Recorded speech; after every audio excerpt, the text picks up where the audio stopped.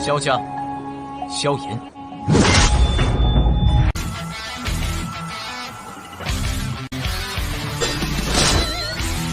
指缝中的光点燃了梦魇，站在天端俯瞰着世界无边无边。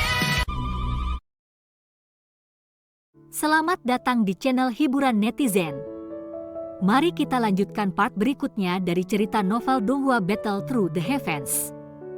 Ini hanyalah full spoiler. Tanpa banyak kata demi menghemat kuota, segera kita mulai isi ceritanya. Darah segar diludahkan ketika tubuh Tianxi jatuh dari langit. Kakinya terhuyung-huyung di atas selusin langkah di tanah sebelum dia perlahan-lahan memantapkan posisinya. Putih pucat melonjak ke wajahnya yang keriput. Semua murid elit lembah sungai es juga terbang mundur, tampak menderita pukulan berat, sementara Tianxi dipaksa kembali.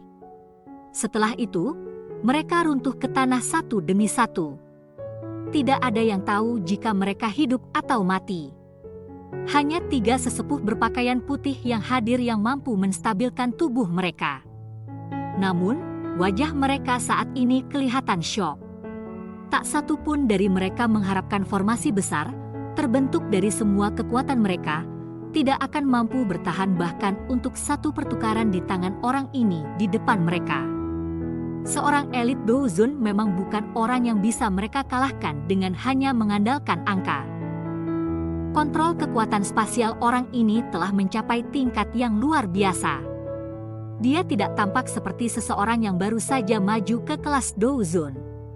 Beberapa kejutan dengan cepat melonjak ke mata Tianxi saat dia menstabilkan tubuhnya dengan cepat dipindai atas murid-murid lembah sungai es yang telah terguncang sampai mereka tidak sadar. Matanya berkedip.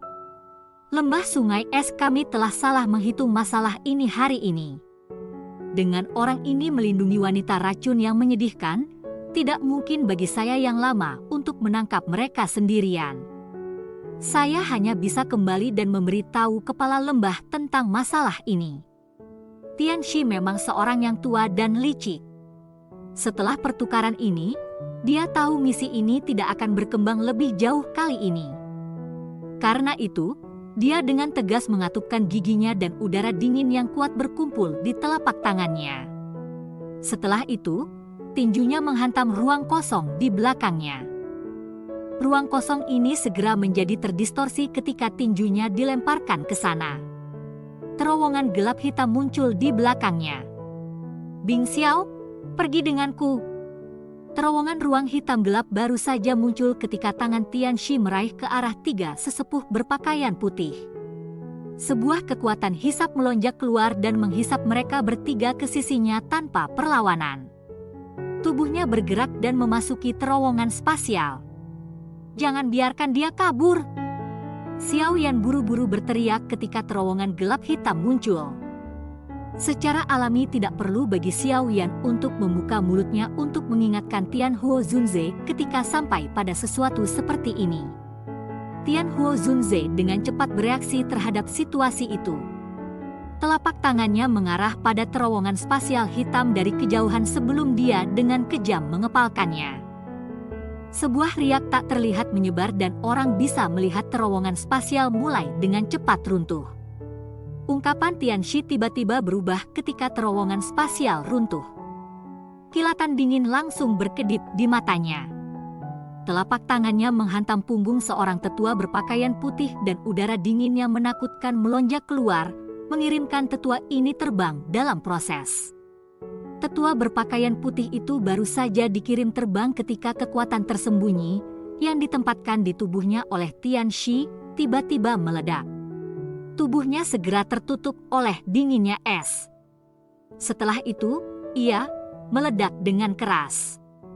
Es hancur menjadi potongan-potongan kecil yang melesat ke segala arah saat gelombang udara mengejutkan menyebar dengan cara yang seperti kilat. Dalam menghadapi gelombang ini dari ledakan tubuh, kekuatan tak terlihat yang menyebar dari tangan Tianhuo Zunze terhambat. Setelah itu diblokir sementara. Alis Tianhuo Zunze merajut ketika tubuh tetua yang berpakaian putih meledak. Orang tua ini benar-benar kejam. Dia dengan tegas menyerang teman-temannya di sampingnya. Dengan gelombang lengan Tian Huo Zunze, riak spasial menyebar lagi dan menahan gelombang udara yang diciptakan dari ledakan tubuh tetua yang berpakaian putih. Setelah itu, dengan cepat menyebar ke arah Tianxi. Ekspresi Tianxi berubah ketika dia melihat bahwa ledakan seorang ahli Douzong tidak mendapatkan banyak efek. Segera, kilatan sengit dengan cepat melintas di matanya. Dua sesepuh lainnya yang berpakaian putih merasakan hawa dingin di dalam hatinya ketika mereka melihat kilatan sengit di mata Tianxi. Keduanya bertindak dalam kesatuan tanpa persetujuan sebelumnya ketika mereka mencoba untuk memindahkan tubuh mereka dan melarikan diri. Namun, pikiran ini baru saja muncul ketika Tianxi tersenyum dingin. Telapak tangannya dicantumkan di punggung kedua orang ini dengan kecepatan seperti kilat. Kekuatan liar dan kekerasan keluar dari mereka. Kedua sesepuh tidak punya waktu untuk memasang pertahanan. Udara dingin yang menakutkan itu melonjak ke dalam tubuh kedua sesepuh ini, dan dou qi yang beredar di tubuh mereka segera terhenti. Mereka mulai membengkak. Dua suara keras lainnya muncul. Gelombang dingin yang lebih dahsyat melonjak dan menyebar dengan cara seperti kilat. Beberapa batu besar di tanah tertutup es yang keras segera karena ombak yang dingin ini. Para murid lembah sungai es di tanah dengan cepat berubah menjadi banyak patung es yang hidup. Kehidupan di dalam tubuh mereka benar-benar membeku pada saat ini. Dua ombak es besar yang telah meletus mengguncang kekuatan mengganggu yang tidak terlihat dari Tian Huo Zunze sampai runtuh. Terowongan spasial diputar dan wajah Tianxi yang berwajah pucat dengan sigap memasukinya. Akhirnya, dia menghilang. Ini dunia yang kecil dan kami akan bertemu lagi. Masalahnya hari ini pasti belum berakhir. Kalian semua harus menunggu untuk dibunuh oleh lembah sungai es saya. Sementara sosok Tianxi menghilang, suara ganas dan padat perlahan-lahan ditransmisikan dari tempat di mana terowongan spasial menghilang. Setelah itu bergema di pintu masuk lembah ini. Tian Huo Zunze sedikit merajut alisnya ketika melihat bahwa Tianxi berhasil melarikan diri. Dia tidak mengharapkan orang ini untuk dapat membagi ruang dan melarikan diri meskipun tidak mencapai kelas Douzon. Terlebih lagi, dia meremehkan keegesan orang itu juga. Dia rela mengorbankan 3 sesepuh Douzong untuk melarikan diri. Dia melarikan diri? Alis dokter peri kecil tegak lurus saat dia dengan lembut berseru. Xiao Yan mengangguk lembut. Dia merasa sedikit menyesal. Akhirnya, dia melirik Tian Huo Zunze di udara dan berkata, Tuan Lama Yao baru saja mendapatkan kembali tubuh. Meskipun kekuatan spiritual Anda telah sangat diperkuat dalam sekejap, dou qi dalam tubuh fisik Anda tidak dapat sepenuhnya pulih dalam waktu singkat ini. Anda telah sepenuhnya mengandalkan kekuatan spiritual Anda dalam pertarungan tadi.